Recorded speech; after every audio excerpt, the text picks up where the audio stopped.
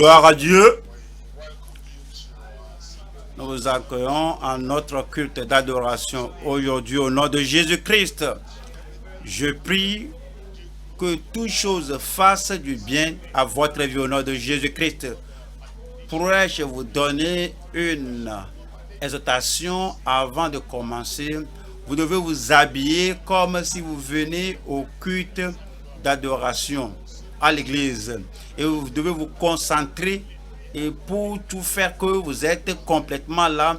Vous n'êtes pas sorti pour aller prendre ceci et prendre cela. Ayons la discipline d'être ensemble comme nous adorons ensemble et le Seigneur va vous bénir abondamment, énormément au nom de Jésus-Christ. Merci beaucoup. Prions ensemble. Père, nous te remercions aujourd'hui, nous bénissons ton nom, nous te glorifions pour ce jour d'adoration. Nous demandons, Seigneur, que tu nous accordes une réelle concentration et consécration avec une bonne communion avec toi au nom de Jésus-Christ. Comme la parole sort et pénètre dans notre cœur, nous demandons que ta bénédiction vienne sur nous, que la guérison vienne, que la délivrance vienne, que la provision vienne à toute vie au nom de Jésus-Christ. Je prie, Seigneur, que tu touches ton peuple, que vraiment tu transformes ton peuple, afin que toute forme de captivité, de calamité, que toutes ces choses disparaissent au nom de Jésus-Christ. Bénis ton peuple aujourd'hui, et que tout le monde soit béni. Au nom puissant de Jésus, nous prions. Amen. Comme nous l'avons appris lors du sondage, nous allons voir Job 42 et je me concentre sur le verset à mémoriser qui est Job 42, verset 10. L'Éternel rétablit Job dans son premier état quand Job eut prié pour ses amis et l'Éternel lui accorda le double de tout ce qu'il avait possédé. Pensez-y. Nous devons méditer sur cela et voir comment nous plonger dans la bénédiction de Dieu et comment tout sera brisé dans chaque vie et comment toute calamité et toute captivité sera changée. Et dit, l'Éternel rétablit Job dans son premier état. Comme vous pensez au mot captivité, c'est la captivité d'une seule personne, pas la captivité d'une nation, pas la captivité d'une tribu ou d'un groupe de personnes, mais une personne. L'Éternel rétablit Job dans son premier état de captivité. Son premier état où il n'avait pas de captivité. Je veux que vous retourniez, vous alliez à Job chapitre 2, verset 6 qui dit, l'Éternel dit à Satan, voici je te le livre, seulement épargne sa vie. Là on a vu que Satan argumentait, disait à Dieu que oui, Job te servait parce que tu as bâti une haie autour de lui et tu l'as béni, c'est pourquoi il te sert. Dieu dit d'accord, je te laisse et que voici je te le livre. Ouais, ça c'est la captivité. Lorsque quelqu'un vient sous le fardeau, sous le poids, sous l'oppression, sous la méchanceté, sous la cruauté de Satan, lorsque l'affliction vient là, l'affliction là est considérée comme une captivité. Mais vous savez, le Seigneur a limité Satan et le Seigneur lui a dit que seulement épargne sa vie. Verset 7 dit, et Satan se retira de devant la face de l'Éternel. Puis il frappa Job d'un ulcère malin plutôt, depuis la plante du pied jusqu'au sommet de la tête. C'est la captivité. Lorsque quelqu'un a une plaie, un ulcère au visage, à la tête, à la paume, à la plante, et tout le corps est couvert d'ulcères, de la tête jusqu'à la plante des pieds, c'est-à-dire, c'est-à-dire, pour Job, il ne pouvait pas sortir. C'est comme il est assigné à domicile. Il est rempli de douleur. Alors, c'est cette incarcération, cet emprisonnement qui ne pouvait rien faire, c'est la captivité. Et on voit que Et Job prit un tesson pour se gratter, s'assit sur la cendre. Il ne pouvait pas sinon s'asseoir sur un matelas ou bien sur le sol dur. Maintenant, il s'assit sur la cendre. Et jour et nuit, il souffrait, il éprouvait des douleurs atroces. Il ne pouvait rien faire pour lui-même. Aller au champ, mais faire ceci. Lorsque la maladie fait abaisser la personne au niveau que la personne est alitée, au niveau que la personne est confinée, la personne ne peut rien faire, la personne est contrainte de rester dans un lieu d'affliction, de douleur. Ça, c'est la captivité. Quand on voit Ésaïe 49, Ésaïe 49, verset 24 dit: le butin du puissant lui sera-t-il enlevé, et la capture, c'est-à-dire la personne qui est en captivité est un captif ou une capture, et la capture faite sur le juste échappera-t-elle. La personne est sous une puissante force. Verset 25 qui dit: oui, dit l'Éternel, la capture du puissant, ça c'est la captivité. Lorsque une personnalité puissante, une puissance plus élevée que vous ne pouvez pas résister, lorsque la puissance là vous piétine et cela vous opprime avec un pouvoir très puissant, et oui, dit l'Éternel, la capture du puissant lui sera enlevée et le butin du tyran lui échappera. Lorsque quelqu'un est sans aide, sous un tyran, sous une personne qui l'opprime, ça c'est la captivité. Le Seigneur dit: je combattrai tes ennemis et je sauverai tes fesses. Oui, la personne qui vous opprime avec affliction, avec oppression, vous êtes sans aide, c'est la captivité dont le Seigneur parle. Il dit que je sauverai tes fils. Comme nous sommes venus au Nouveau Testament en 2 Timothée 2, 26, 2 Timothée 2, verset 26 dit: et que revenus à leur bon sens, ils se dégageront des pièges du diable qui s'est emparé d'eux pour les soumettre à sa volonté. Ils sont emparés par Satan. Satan les a pris comme esclaves. Il les a pris et ils œuvrent pour Satan. Ils sont contraints d'aller avec lui. Ils sont obligés de faire tout ce qu'il a dit de faire. S'ils ne l'ont pas fait, il va les affliger, les punir. Ça, c'est la captivité. S'il y a une telle captivité dans la vie de quelqu'un aujourd'hui, la maladie, l'affliction, l'attaque, quel que soit le nom, et la personne est contrainte de rester là-bas comme si je n'ai pas de choix, je dois servir ceci, je dois faire ceci et cela. Est-ce que vous savez que Dieu va vous délivrer aujourd'hui? Il vous affranchira, parce que c'est dit que quand on retourne à notre texte, notre verset à mémoriser en Job 42, verset 10. L'Éternel rétablit Job dans son premier état. Nous parlons aujourd'hui du thème qui est la prescription divine pour l'affranchissement de la captivité. Je me réjouis avec vous d'être ici ce matin. Je me réjouis du fait que vous êtes connectés, parce que il y a ce matin l'affranchissement de la captivité. Le Seigneur nous donne la prescription divine. Comme il a parlé au Job, comme c'est un problème irrésolu, comme problème insoluble, mais le Seigneur lui-même a changé, a rétabli Job dans son premier état lorsqu'il a prié pour ses amis. Et l'Éternel lui accorda le double de tout ce qu'il avait possédé. Il ne faut pas aller voir ce verset. Et dit, et l'Éternel lui accorda le double de tout ce qu'il avait possédé. Quand on lit l'Écriture, il faut lire avec compréhension, et qu'on compare les Écritures aux Écritures. Et comme on voit ce chapitre 42, on a dit que Job avait 7 fils et 3 filles. Quand on va au commencement, vous pouvez faire cela vous-même à Job 1 à 2 et 3. Vous allez voir combien de fils il avait. Il avait 7 fils et 3 filles.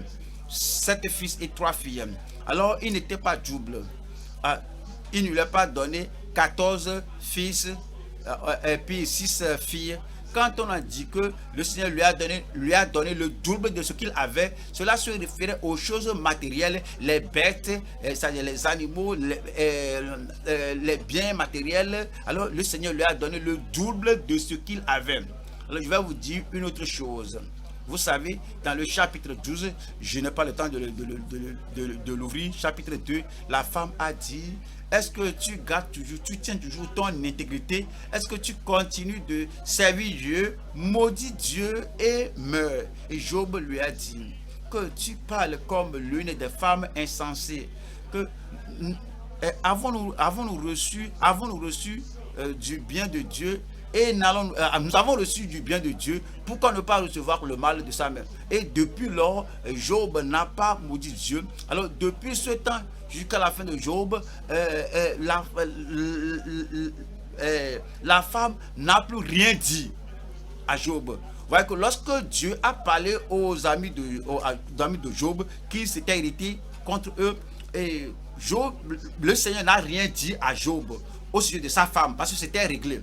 Ouais. S'il y a un désaccord entre toi et ta femme, et pourquoi tu parles comme ça? Tu parles comme si tu n'as pas le salut, comme on est enfant de Dieu, et c'est réglé là-bas entre vous. Dès que vous avez réglé ça, oui, Dieu aussi règle ça. Job n'est pas allé sinon prendre une autre femme. Quand on lui dit que le Seigneur lui accorda le double de tout ce qu'il avait possédé, pas deux femmes, pas le double d'enfants, le même nombre d'enfants, le même nombre de femmes, la même femme, le même mari, joints ensemble jusqu'à ce que la mort vous sépare. Donc le Seigneur n'encourage pas d'avoir une autre femme. Il ne soutient pas mes affaires, elle ne soutient pas mon progrès, elle ne soutient pas mes affaires, elle ne soutient pas mon bien-être, même elle me déconsidère. Regardez comment elle parle, elle veut que je rétrograde. Il faut régler cela et avancer. Vous êtes toujours mari et femme et le Seigneur vous bénit au nom de Jésus-Christ. Et lorsque Dieu rétablit la femme dans son premier état, l'homme dans son premier état, vous, ensemble, vous êtes productifs, vous avez le double de ce que vous avez perdu au nom de Jésus-Christ. Maintenant, je vous parle de la prescription divine. La prescription divine pour l'affranchissement de la captivité.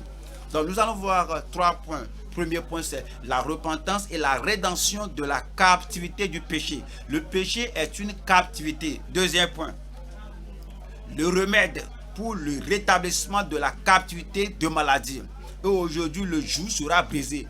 Aujourd'hui, l'oppression sera ôtée. Aujourd'hui, la maladie va disparaître au nom de Jésus-Christ. Et troisième point, c'est la délivrance et la réclamation de la captivité de Satan. Nous allons voir trois choses. Il y a le péché, il y a la maladie et Satan. Tous de la captivité du péché, de maladie de Satan, la délivrance est venue. Il y a la dévastation totale venant de l'ennemi.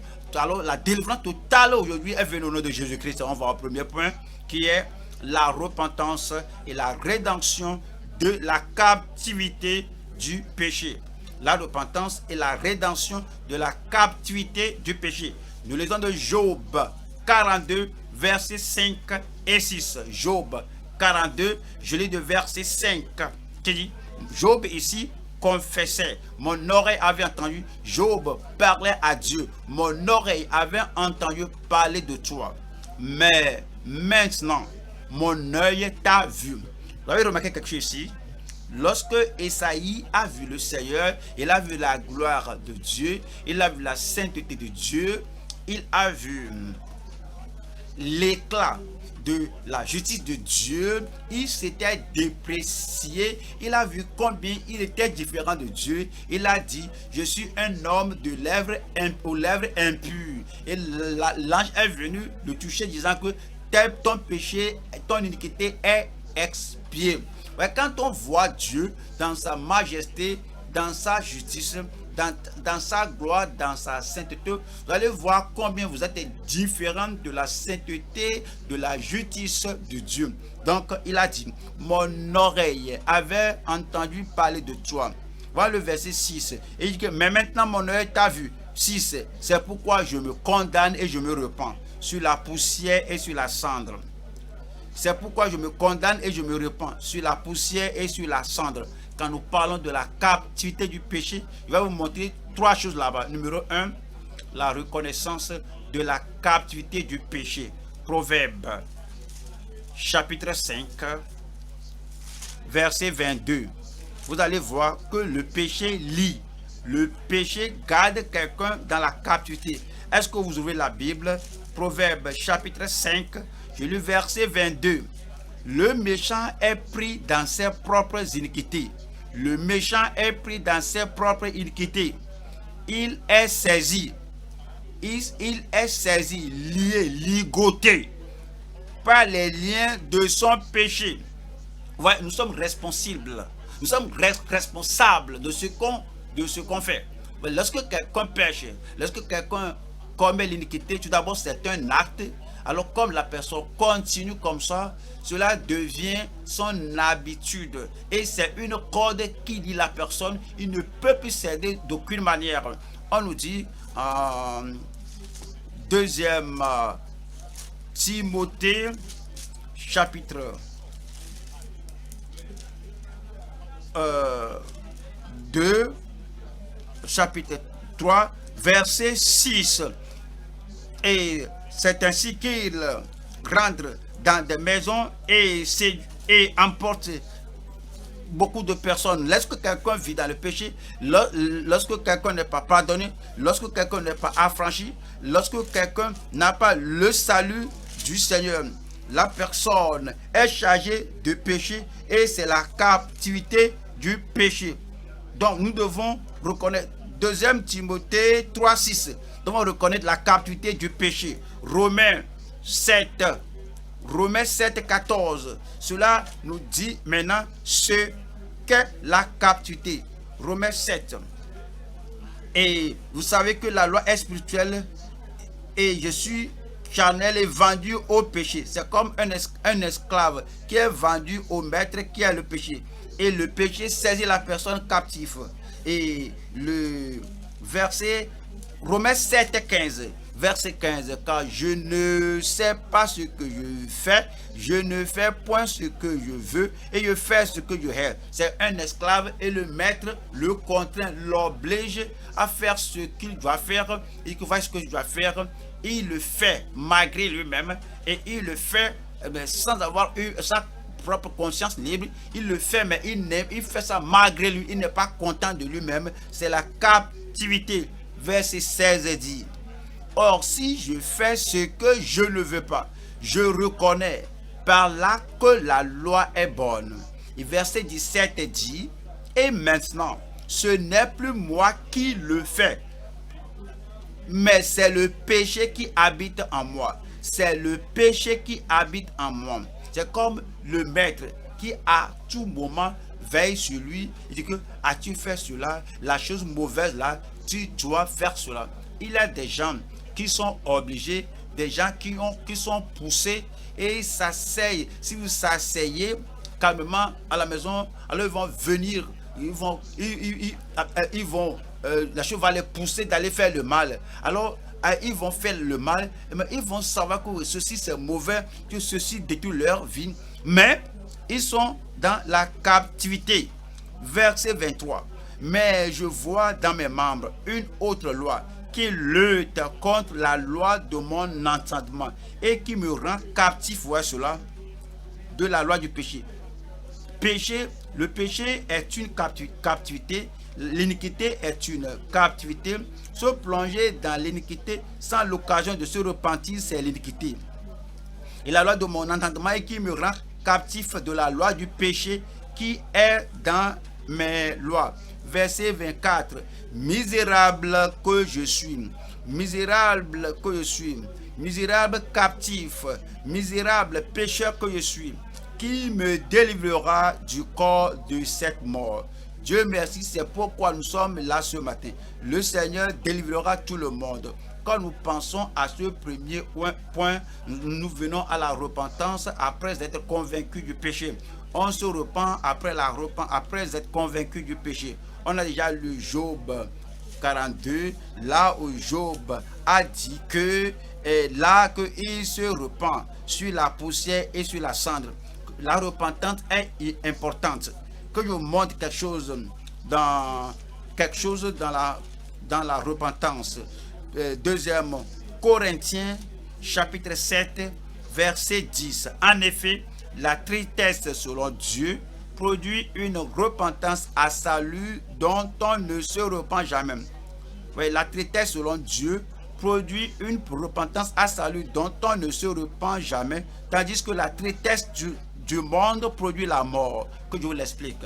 Lorsque quelqu'un fait quelque chose de mauvais et que les forces de l'ordre l'arrêtent et qu'il soit traduit à la justice et puis envoyé en prison, alors il passera une telle année, il sera privé de sa femme, privé de ses enfants, privé de sa communauté. Il aura un remords, il aura une tristesse. Pourquoi j'ai fait cela?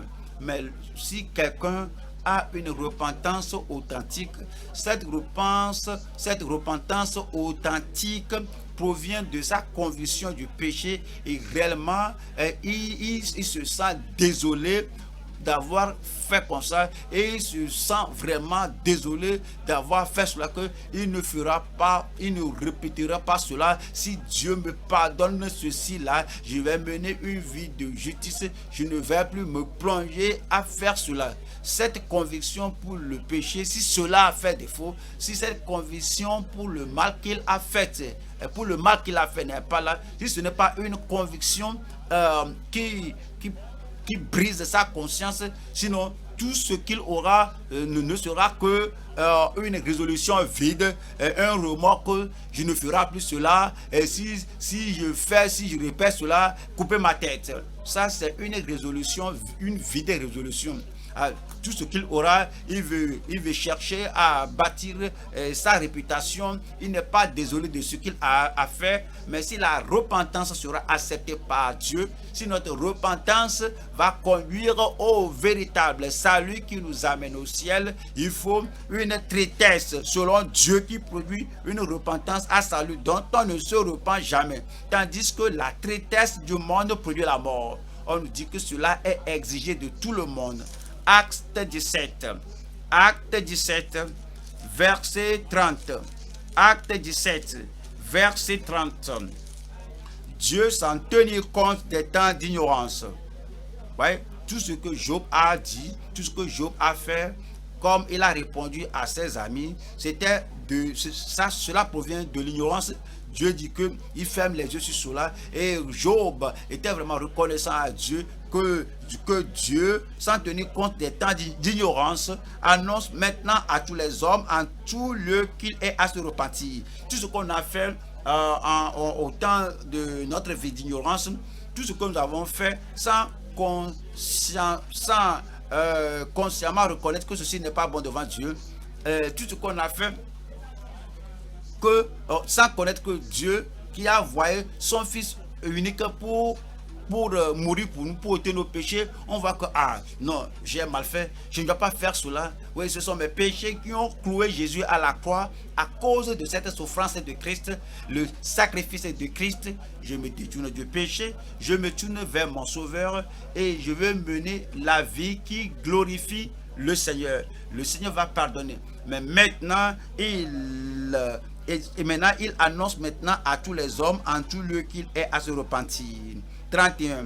Parce qu'il a fixé un jour où il jugera le monde selon la justice par l'homme. C'est Jésus là qu'il a désigné, ce dont il a donné à tous une preuve certaine. Il a donné l'assurance qu'il donne une preuve qui va pardonner tout le monde, que le jugement va passer par-dessus tout le monde quand on croit au Seigneur Jésus-Christ. Comment va-t-il nous donner l'assurance? Il nous donne une preuve certaine en le ressuscitant des morts. Avant de quitter le premier point, nous allons voir la deuxième partie. Premier point là-bas, c'est reconnaître la captivité du péché. 2, c'est la repentance après la conversion du péché. 3, c'est la rédemption et la purification de tous les péchés. La rédemption et la purification de tous les péchés. C'est ce que Dieu fait. Il nous rachète. Il ôte le pouvoir du péché et il ôte le châtiment du péché. En Romains 3, verset 24. Romains 3, 24, qui dit, et ils sont gratuitement justifiés. Vous ne payez rien. Le salut est plus cher que l'argent. Cela ne peut jamais être acquis par l'argent. C'est la grâce de Dieu. C'est disponible pour vous, pour moi. C'est disponible pour chaque membre de la famille, pour tout le monde. Et ils sont gratuitement justifiés par sa grâce. Rappelez-vous à tout moment, c'est par sa grâce, par le moyen de la rédemption qui est en Jésus-Christ. La rédemption qui est en Jésus-Christ. Verset 25. C'est lui que Dieu a destiné par son sang à être pour ceux qui croiraient victimes propitiatoires. Il a versé son sang pour vous. Le sang, c'est pour la purification de vos péchés.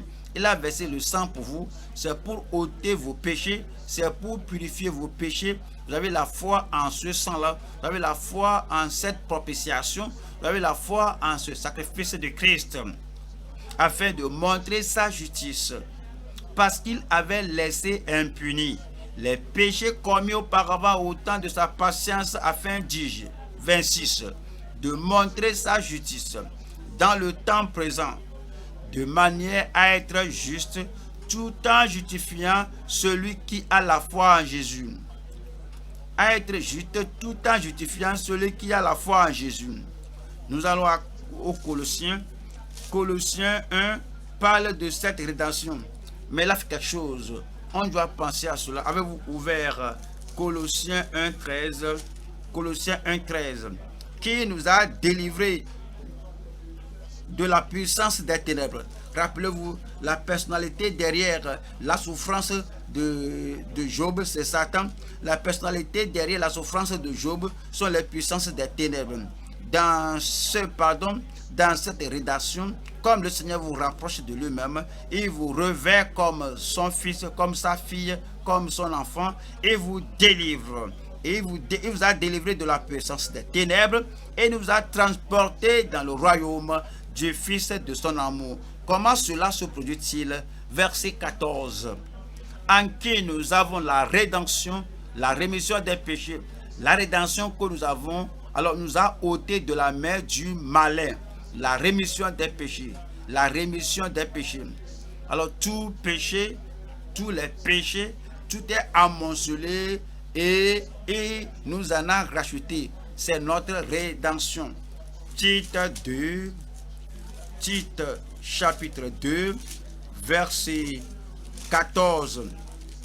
Qui s'est donné lui-même, vous pouvez mettre votre nom là-bas, qui s'est donné pour moi, qui s'est donné pour nous tous, qui s'est donné lui-même pour nous, afin de nous racheter de toute iniquité et de se faire un peuple qui lui appartienne, purifié par lui et zélé pour les bonnes œuvres.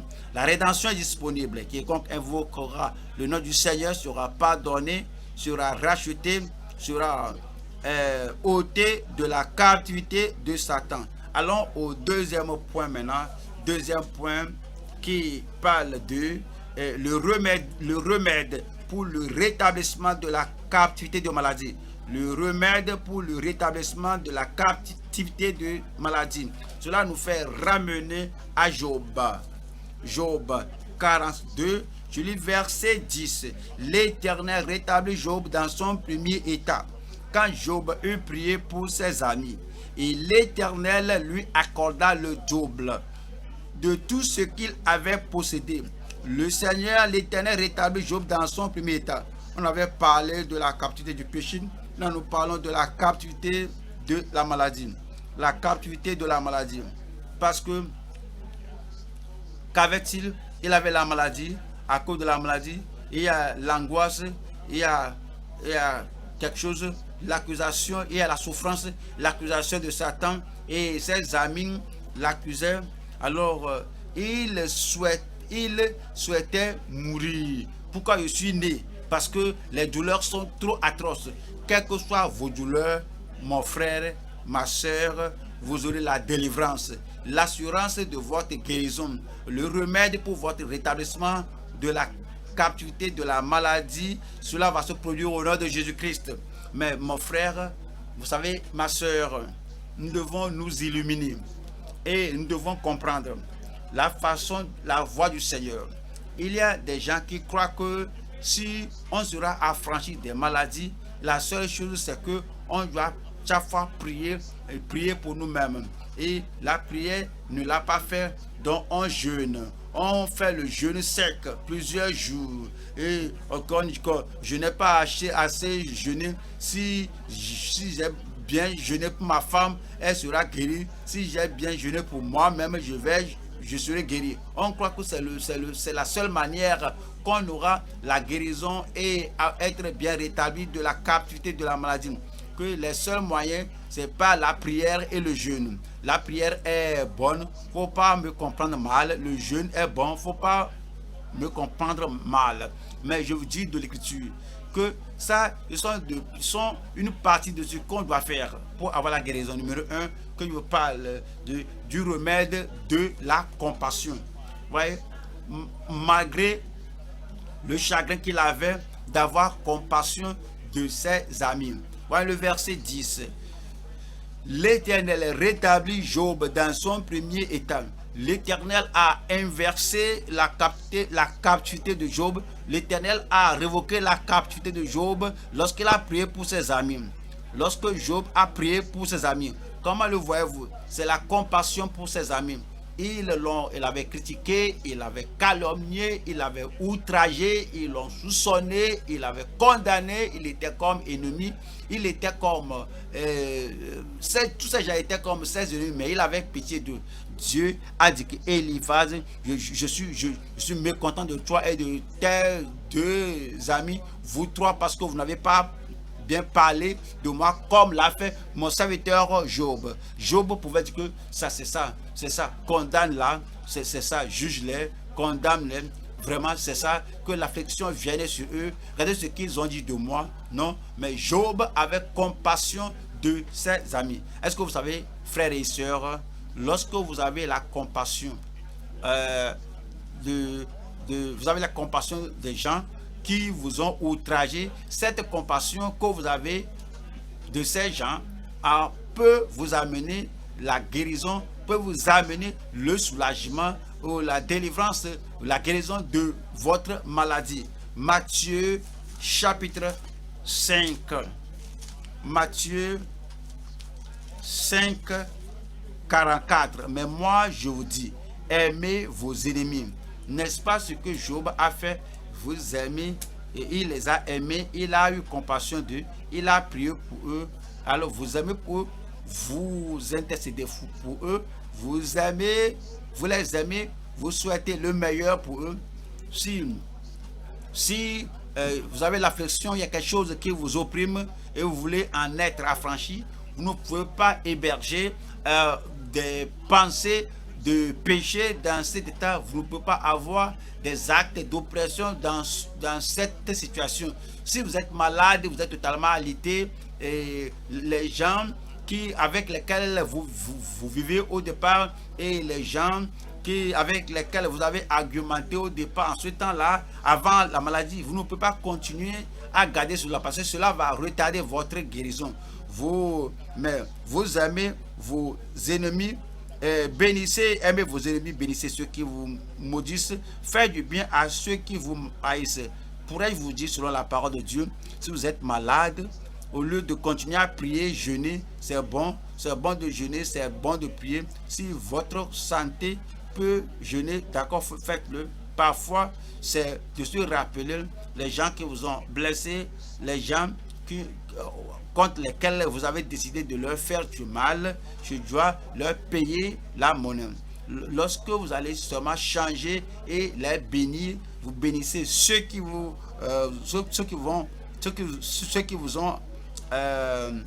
ont mal fait, et tu fais du bien à ceux qui vous font mal, et c'est dit, et faites du bien à ceux qui vous haïssent, et priez pour ceux qui vous maltraitent et qui vous persécutent.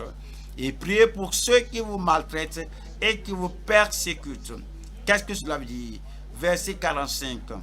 Voyons ce que Dieu regarde et dit, afin que vous soyez fils de votre Père, que vous ressembliez à Dieu le Père, qui est bénévolent, qui est bienveillant, que vous avez la même jeté autour de la condamnation, que vous ressemblez à votre Père. Ce faisant, votre guérison viendra, votre rétablissement viendra. Car c'est dit, afin que vous soyez fils de votre Père qui est dans les cieux, car il fait lever son soleil sur les méchants et sur les bons, et il fait pleuvoir sur les justes et sur les injustes. Comment pouvons-nous avoir la guérison, le rétablissement, le changement et l'inversement des calamités? Ce que vous devez faire, numéro 1, c'est qu'on doit avoir la compassion. Alors, oui, 2, il faut le rétablissement de la captivité de maladie. Le rétablissement de la captivité de maladie. Vous serez rétabli, vous serez guéri. Vous n'allez pas mourir dans cet état. Les membres de votre famille dont vous avez le souci, alors vous avez le souci de cette femme, de cet enfant, ils ne mourront pas dans cet état. Mais nous avons une responsabilité. Comme nous serons rétablis, comme vous serez guéris de la captivité de la maladie. Voyons, Psaume 41, verset 2. Heureux celui qui s'intéresse aux pauvres. Au jour du malheur, l'Éternel le délivre. Vous savez, notre attitude, je parle de la majorité des gens, j'ai le problème, j'ai des épreuves, j'ai des difficultés, et s'il y a quelqu'un à aider, il est plus pauvre que nous, il y a quelqu'un à visiter, il est plus malade que nous, comment je peux faire cela? Moi aussi j'ai mon problème, moi aussi j'ai mes défis, moi aussi j'ai mes difficultés. Mais vous voyez la parole de Dieu, si vous serez rétabli, ce n'est pas à tout temps compris, la prière est bonne. Mais parfois, si on prie et en même temps on est avare, on prie et on est égocentrique, on prie et on est imbu de soi-même, cela retarde notre prière. Heureux celui qui s'intéresse aux pauvres. Au jour du malheur, l'Éternel le délivre. Voilà le verset 2. L'Éternel le garde et lui conserve la vie. Quel que soit ce qui se passe, quel que soit ce que vous traversez, l'Éternel vous gardera. Dites Amen. Et le Seigneur vous conserve la vie. Et dites Amen. Il est heureux sur la terre. Et Job était heureux, il était béni. Lorsqu'il s'est rappelé ses amis, il avait compassion d'eux. Il a prié pour eux. Lorsqu'il ne s'était pas écrasé par sa maladie, par son angoisse, le Seigneur a dit, il faut prier pour tes amis, pour ces gens qui t'ont outragé. Et il n'a pas argumenté. Au Seigneur, ils ont laissé une marque indélébile dans mon cœur. Je ne peux pas leur pardonner. Mais le secret de sortie de la calamité de maladie, c'est de prier pour les autres. Et c'est dit, l'Éternel le garde et lui conserve la vie. Il est heureux sur la terre. Vois ceci, et tu ne le livres pas au bon plaisir de ses ennemis. Verset 4 est très instructif. L'Éternel le soutient sur son lit de douleur. Tu le soulages dans toutes ses maladies. Alors, dans ces maladies, il peut se rappeler le pauvre. Dans ces maladies, il peut se rappeler ceux qui l'ont outragé. Le Seigneur a dit qu'il aura pitié de lui, il aura compassion de lui et la maladie sera guérie. Le Seigneur est disponible aujourd'hui. Il va partout aujourd'hui et il vous guérira. Même aujourd'hui, il ôtera la captivité de maladie de vous et de votre famille au nom de Jésus-Christ. Acte chapitre 10, verset 38. Acte 10, 38.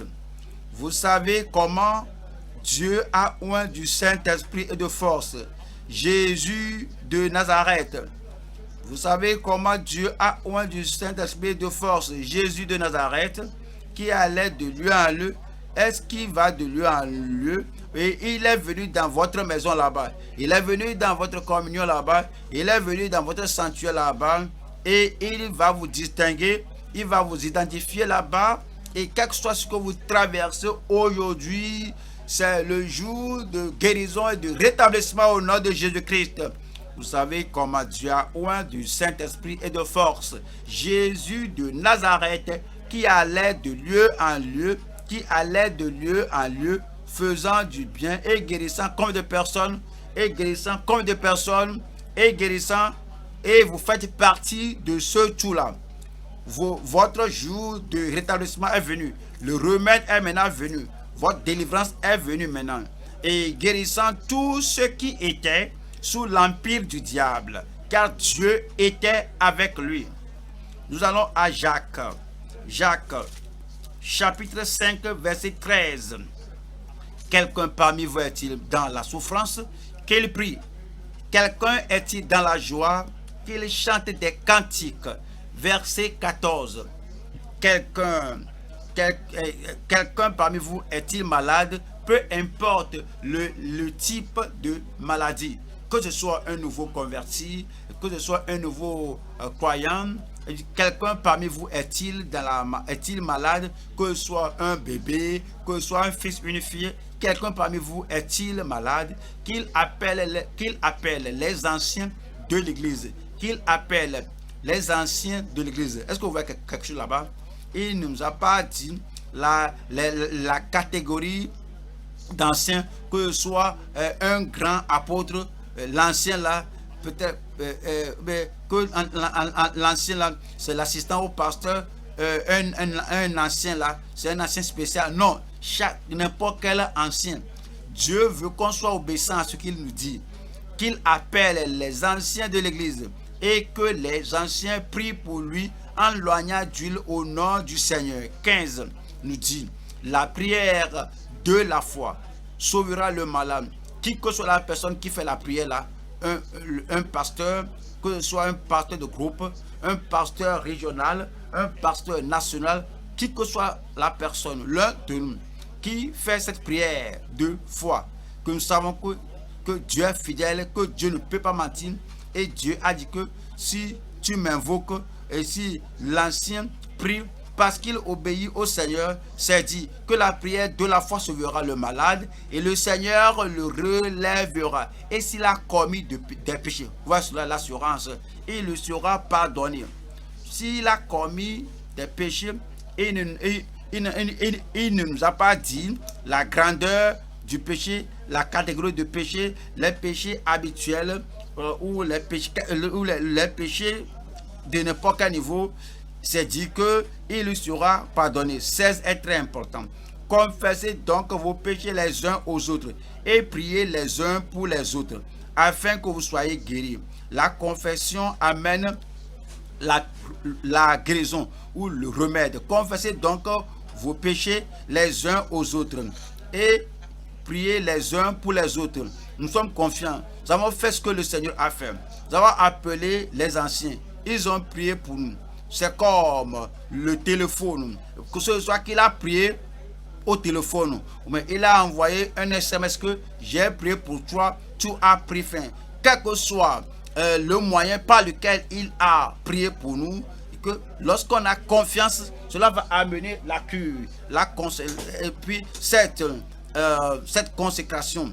Alors, on va dire que je ne vais plus servir Dieu, je ne vais pas évangéliser jusqu'à ce que je sois guéri. Et la douleur là, comment je peux aller dire que je sers Dieu? La confession amène la cure, la confiance amène la cure, la consécration amène la cure. Alors vous savez, vous allez servir l'Éternel votre Dieu, il bénira votre pain et vos eaux. Voilà ceci. Et j'éloignerai la maladie du milieu de toi. Alors continuez de servir le Seigneur. Consacrez-vous au Seigneur. Votre cure est déjà arrivée. Verset 16, la dernière partie. La prière fervente du juste a une grande efficacité. La prière fervente du juste a une grande efficacité. qu'est-ce que la prière fervente? Quelques-uns disent que si je cogne la tête au mur, si je prie, si je saute, si je me fais du mal, c'est la prière fervente. Non, il parle de la prière provenant du cœur. La prière qui provient du cœur, sur la base des Écritures. La prière qui provient avec faveur, regardant la croix, celui-là qui est mort pour tout le monde. La prière qui provient de toi. Et tu regardes intimement les meurtrissures de Christ.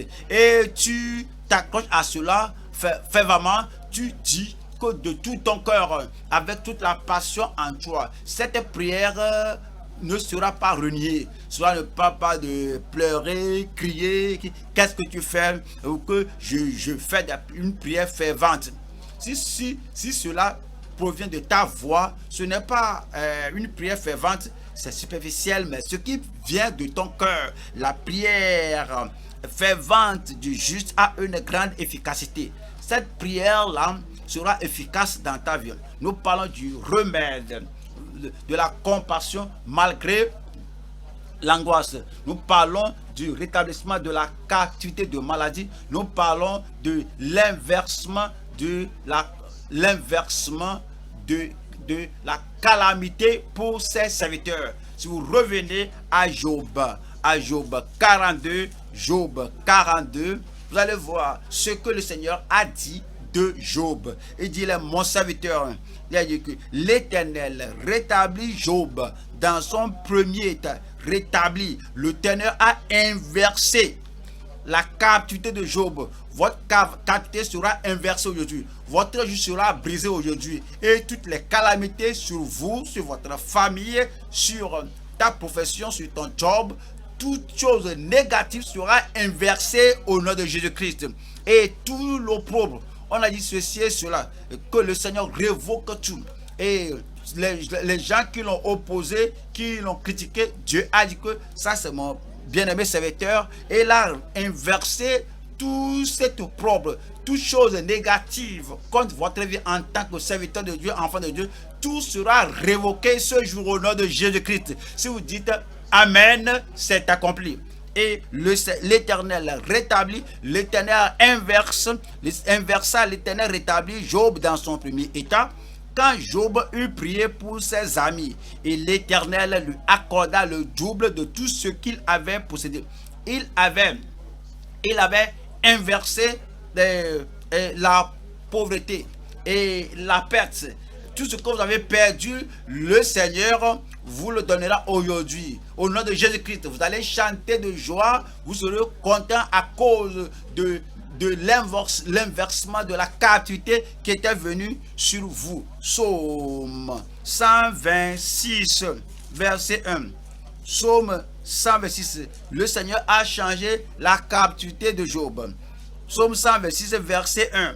Quand l'Éternel ramena les captifs de Sion, nous étions comme ceux qui font un rêve. Verset 2. Alors notre bouche était remplie de cris de joie. Votre heure sonne. Votre bouche sera remplie de cris de joie. Votre cœur sera rempli de cris de joie. Et notre langue de chants d'allégresse. Alors on disait parmi les nations, l'Éternel a fait pour eux de grandes choses. Vos amis vont le voir. Vos voisins vont le voir. Vos collègues vont le voir. Que l'Éternel a fait de grandes choses pour vous. Ceci sera un dimanche heureux pour vous. Ceci sera un jour heureux pour vous. Verset 3. L'Éternel a fait pour nous de grandes choses. L'Éternel a fait pour nous de grandes choses. Nous sommes dans la joie. Il faut le personnaliser.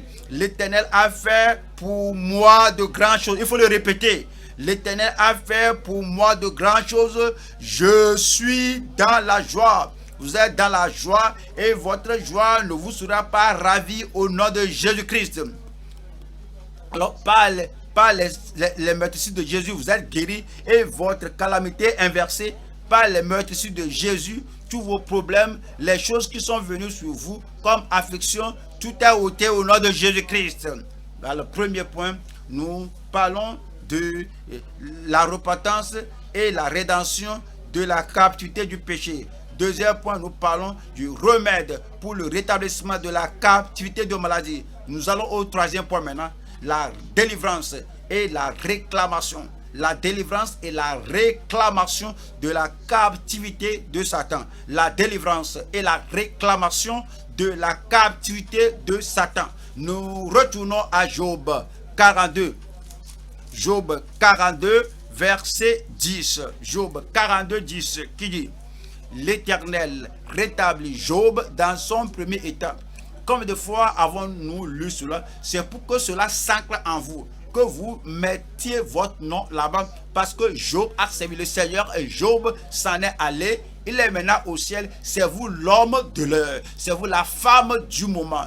Et c'est à cause de vous que l'Éternel a réservé ceci pour nous. Tout chose concourt au bien. Tout ce qui a été écrit, l'a été écrit pour notre instruction, afin que par la consolation et l'instruction que dans les Écritures, que nous ayons l'espérance. C'est à cause de vous. L'Éternel va rétablir votre captivité quand vous priez pour vos amis, comme vous faites la volonté de Dieu. Et l'Éternel lui accorda, l'Éternel vous accordera le double de tout ce que vous avez possédé. Nous allons voir trois choses ici. Premier point, c'est la délivrance de la captivité de Satan. Numéro 2, c'est la reconnaissance, la malédiction de Satan. Une malédiction vient de Satan. Vous admettez cela, que ce n'est pas vous qui allez, c'est Christ qui porte la malédiction pour vous, et vous allez vous réjouir de la victoire sur Satan. Aujourd'hui, c'est le jour. Vous allez vous réjouir quand vous voyez Satan vaincu au nom de Jésus-Christ. On va au premier point. Ça, c'est la délivrance de la captivité de Satan. Nous allons à Luc, chapitre 13. Luc 13, verset 11. Luc 13, 11. Qui dit: et voici, il y avait là une femme possédée d'un esprit qui la rendait infime. Depuis 18 ans, elle était courbée et ne pouvait pas du tout se redresser. Cette femme était infime et elle était courbée. C'est une captivité. Elle ne pouvait même pas se redresser. Et verset 12 dit,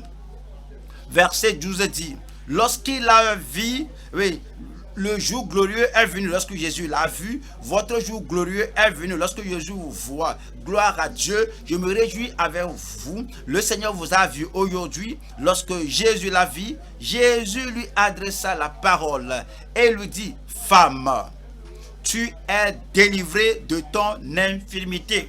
Dès que Jésus dit cela, c'est accompli. C'est le Seigneur de gloire, c'est le Seigneur du trône d'autorité qui vous parle ce matin. Toi femme, toi homme, mon fils, ma fille, tu es délivré de ton infirmité. Verset 13. Et il lui imposa les mains à l'instant. Il faut crier à l'instant là-bas chez vous, à l'instant. Quand est-ce que votre joug sera brisé? À l'instant. Quand est-ce que votre calamité sera-t-elle ôtée? Quand est-ce que votre captivité de Satan ou de tout pouvoir sera-t-elle ôtée ou brisée? C'est ça, à l'instant. À l'instant, elle se redressa et glorifia Dieu. Vous allez glorifier Dieu aujourd'hui. Vous allez glorifier Dieu aujourd'hui. Dans le verset 16. Verset 16. Et cette femme qui est une fille d'Abraham et que Satan tenait liée. Oui, la captivité de Satan et que Satan tenait lié. Oui, esclave de Satan, que Satan tenait lié depuis 18 ans. Ne fallait-il pas la délivrer de cette chaîne le jour du sabbat? Ne fallait-il pas la délivrer de cette chaîne le jour du sabbat? Luc 14, Luc 4, 18. L'Esprit du Seigneur est sur moi. C'est le Seigneur Jésus-Christ qui annonce cela, qui proclame cela. Voici le Seigneur Jésus qui nous fait rappeler ce qui a été écrit à son sujet. L'Esprit du Seigneur est sur moi parce qu'il m'a oint pour annoncer une bonne nouvelle aux pauvres. Il m'a envoyé pour guérir ceux qui ont le cœur brisé, pour proclamer aux captifs la délivrance et aux aveugles le recouvrement de la vue, pour proclamer aux captifs la délivrance et aux aveugles le recouvrement de la vue, pour renvoyer libres les opprimés. Et 19 dit, pour publier une année de grâce du Seigneur. Voici le jour qui est agréable au Seigneur, le mois, l'année agréable au Seigneur, et le jour, le mois, l'année agréable au Seigneur, que toutes vos calamités, que toute votre captivité seront brisées au nom de Jésus-Christ. Verset 20 dit, ensuite, il roula le livre et le remit au serviteur et s'assit. Tous ceux qui se trouvaient dans la synagogue avaient les regards fixés sur lui. Regardez-lui, regardez-le.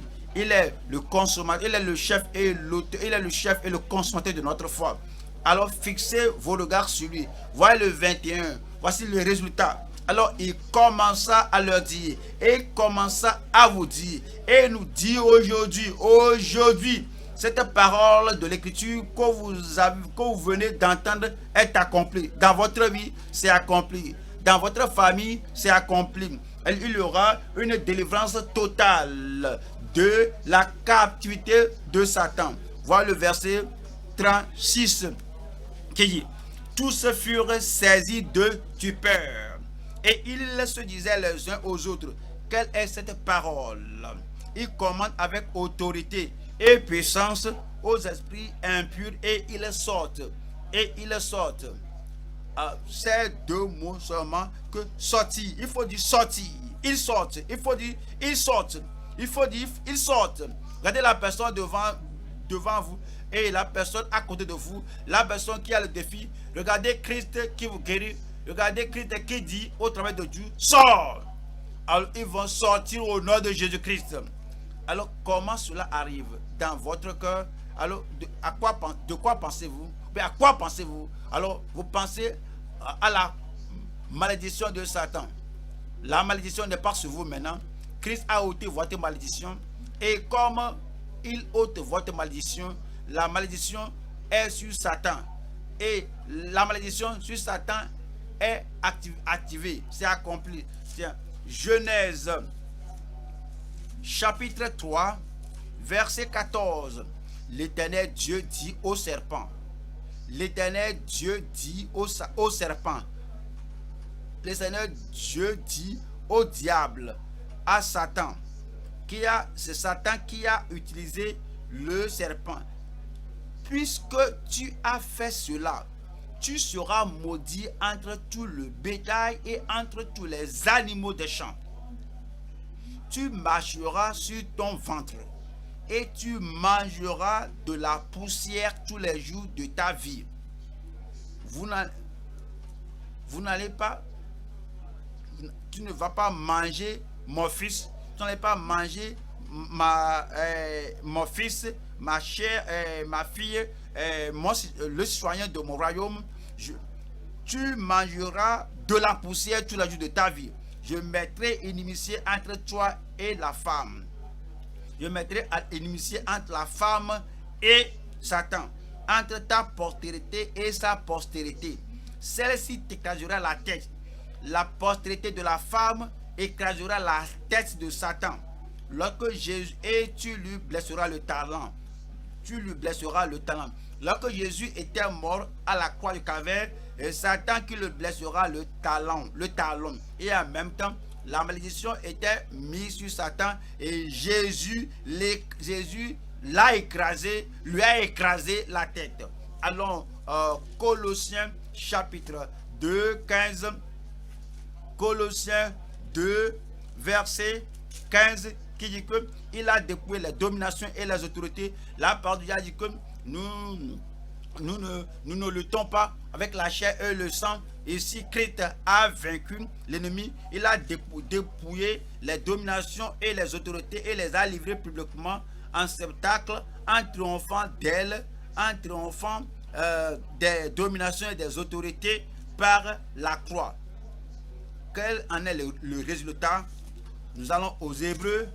Hébreux chapitre 2, verset 14, qui dit ainsi donc, puisque les enfants participent au sang et à la chair, il y a également participé lui-même, afin que par la mort, il anéantit, par sa mort à la croix de Calvaire, par sa mort, la mort de substitution, par sa mort qu'il a fait, par la mort qu'il a eu à la croix de Calvaire, par la mort, il anéantit celui qui a la puissance de la mort, c'est-à-dire le diable.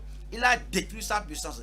Dans ta vie, il a détruit sa puissance. Dans votre famille, il a détruit sa puissance. Dans votre ministère, il a détruit sa puissance. Dans votre profession, il a détruit sa puissance. Afin que par la mort, il anéantit celui qui a la puissance de la mort, c'est-à-dire le diable. Voilà le verset 15. 15 dit, et qu'il délivra tous, tout le monde, chacun, sans exception, et qu'il délivra tous ceux qui, par crainte de la mort, étaient toute leur vie retenus dans la servitude. Et vous a affranchis, vous êtes affranchis au nom de Jésus-Christ. Allons à 1 Jean 3, verset 8. Celui qui pêche est du diable, car le diable pêche dès le commencement. Les gens qui ne savent pas que Satan est déjà vaincu, que Satan est détruit, qu'il y a une malédiction sur Satan, alors ils continuent de le suivre, ils s'attellent à lui et ils chantent pour lui. Les gens qui ne savent pas que la chaîne est brisée, qu'on ne doit plus être esclave de Satan, ceux qui en sont ignorants sont eux qui s'accrochent au diable. Mais voilà la deuxième partie.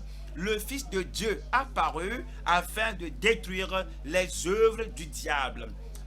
Afin de détruire les œuvres du diable. Dieu merci. Les œuvres du diable, tout est détruit dans votre vie entière au nom de Jésus-Christ. Numéro 1, c'est la délivrance de la captivité de Satan. Vous êtes délivré au nom de Jésus-Christ. 2, c'est reconnaître la malédiction sur Satan. Il est maudit, vous êtes affranchi. 3, c'est la réjouissance au sujet de la victoire sur Satan. Satan est vaincu. Il faut répéter cela. Satan est vaincu. Vous allez vous réjouir de cette victoire sur Satan au nom de Jésus-Christ. Nous allons à Luc 10, 17. Les 70 revinrent avec joie. Est-ce que vous sortez, est-ce que vous allez à l'évangélisation aujourd'hui? Vous allez rentrer chez vous avec joie. Est-ce que vous visitez les malades aujourd'hui? Vous allez revenir à la maison avec joie. Est-ce que vous touchez la vie de quelqu'un aujourd'hui? Comme le Seigneur l'a dit, que sortez, allez partout le monde et prêchez la bonne nouvelle à toute la création. Est-ce que vous faites du bien dans la vie de quelqu'un aujourd'hui? Vous avez la victoire comme vous sortez, vous avez des convertis comme vous sortez. Vous allez voir les malades guéris quand vous sortez. Et vous-même, quand vous sortez et que vous prêchez aux malades, vous priez pour les malades, vous serez fort, vous reviendrez. Les 70 revinrent avec joie, disant, Seigneur, les démons même nous sont soumis en ton nom. Même les démons nous sont soumis en ton nom. Les démons même nous sont soumis en ton nom. Et 18 dit, Jésus leur dit, Jésus vous dit, je voyais Satan tomber du ciel comme un éclair. Satan tombe. Satan va tomber de ta famille. Satan tombe. Satan va tomber de n'importe qui, de tes bien-aimés au nom de Jésus-Christ. Verset 19. Ceci m'appartient. Il dit, ceci m'appartient. Il dit, ceci vous appartient au nom de Jésus-Christ. Voici, je vous ai donné le pouvoir de marcher sur les serpents et les scorpions et sur toute la puissance de l'ennemi, et rien ne pourra vous nuire. Pourquoi vous dire ceci après moi? Voici, il m'a donné le pouvoir. Répétez cela, voici, il m'a donné le pouvoir de marcher sur les serpents et les scorpions et sur toute la puissance de l'ennemi. Est-ce que vous répétez cela? Il vous a donné le pouvoir sur toute la puissance de tout ennemi, et rien ne pourra me nuire. Il faut dire cela. Et rien ne pourra me nuire. Comme vous sortez, rien ne pourra vous nuire. Comme vous retournez, rien ne pourra vous nuire. Vous ne vous n'allez pas contracter ce que les gens contractent. Vous allez demeurer bien portant, vous allez demeurer sauf, vous serez protégé au nom de Jésus-Christ. Le verset 20. Verset 20 dit, cependant, ne vous réjouissez pas de ce que les esprits vous sont soumis, mais réjouissez-vous de ce que vos noms sont écrits dans les cieux. Je vais vous donner une clé avant de rentrer, avant de quitter le culte aujourd'hui. Je vais vous donner une clé. Vous allez trouver la clé là en Romains 16. Voyez votre clé. Romains 16, verset 20. Romains 16, la clé. Le Dieu de paix écrasera bientôt Satan sous vos pieds. Nous allons nous lever et prier. Quand vous levez sur la tête de Satan, vous levez sur vos problèmes, vous levez sur vos problèmes, vous levez sur la captivité. La cage est ouverte, la prison est ouverte. Vous tenez sur le problème et le Dieu de paix écrasera bientôt Satan sous vos pieds. Que la grâce de notre Seigneur Jésus-Christ soit avec vous. Est-ce que vous avez entendu cela? Que la grâce de notre Seigneur Jésus-Christ soit avec vous. Il faut dire Amen. La puissance du Seigneur Jésus soit avec vous. La présence du Seigneur Jésus soit avec vous. Que la victoire de notre Seigneur Jésus-Christ soit avec vous. Amen. Et je dis Amen pour votre vie au nom de Jésus-Christ. Alors pourquoi ne pas vous lever et prier et vous réjouir? Et il faut vous réjouir devant le Seigneur parce qu'il nous a donné maintenant la prescription divine pour l'affranchissement de la captivité. Il nous a donné la prescription pour l'affranchissement de la captivité. Ouvrez la bouche et parlez au Seigneur. Ouvrez la bouche et parlez au Seigneur. Votre victoire est venue. Votre délivrance est venue. S'il y a un péché là-bas, il faut t'en repentir. S'il y a un péché, il y a une iniquité, quelque chose qui émerge dans ton cœur, présente cela au Seigneur. Et alors il faut amener la conviction de cela au Seigneur. Du Seigneur, je suis désolé, je le dis de tout mon cœur. Et la rédemption vient de toute captivité. Il y a le remède pour le rétablissement. Comme tu pries pour tes amis, comme tu as compassion de ceux qui tu as compassion pour ceux qui t'ont outragé, la maladie sera ôtée complètement de ta vie, tu seras rétabli, tu seras guéri, tu seras délivré aujourd'hui de la puissance de l'ennemi et tu vas te tenir sur tes problèmes et tu auras la victoire tous les jours de ta vie. Le Dieu de paix, le Dieu de miséricorde, le Dieu d'amour, le Dieu de puissance écrasera bientôt Satan sous tes pieds dorénavant au nom de Jésus-Christ. Que la grâce du Seigneur Jésus-Christ, la miséricorde du Seigneur Jésus-Christ, la bonté du Seigneur Jésus-Christ, la puissance du Seigneur Jésus-Christ, la présence du Seigneur Jésus-Christ, la victoire du Seigneur Jésus-Christ soit avec vous maintenant et pour toujours. Amen. Prions ensemble. Père, nous te remercions aujourd'hui, nous bénissons ton nom. Merci pour ce jour. Merci Seigneur, parce que c'est le jour de joie, c'est le jour de gaieté, c'est le jour de victoire pour tout le monde. Et je demande Seigneur, que ta force, que ta puissance, que ton pouvoir, que la guérison, que la cure vienne sur tout le monde au nom de Jésus-Christ. Que chaque péché confessé, chaque péché dont on se repent soit pardonné complètement, absolument, et que ton esprit rende témoignage dans leur cœur qu'ils sont totalement pardonnés au nom de Jésus-Christ. Je prie Seigneur que la captivité du péché soit brisée, la captivité de la maladie brisée, que la captivité de Satan soit brisée. Affranchis ton peuple et accorde la rédemption totale, affranchis ton peuple et accorde à ton peuple la délivrance totale et le rétablissement total. Affranchis ton peuple et accorde-leur la réclamation totale au nom de Jésus-Christ. Et aide-les à demeurer affranchis, parce que si le Fils nous affranchit, nous serons réellement libres. Je prie Seigneur, selon ta parole, je déclare ton affranchissement à tout ton peuple. Je proclame la délivrance à ton peuple. Je proclame la délivrance et la guérison à tout le monde au nom de Jésus-Christ. Comme nous sortons pour évangéliser, comme on sort pour prêcher, comme on sort pour toucher la vie des gens, nous allons les amener au royaume de Dieu et grande sera notre victoire, grande sera notre joie et nous allons rentrer dans la joie au nom de Jésus-Christ. Que ta délivrance, que ta rédemption, que ta guérison, que ton salut, que ta joie, que ta victoire sont confirmées dans chaque vie maintenant. Merci Seigneur parce que je sais que tu as exaucé. Au nom de Jésus, nous prions. Amen. Le Seigneur vous a béni.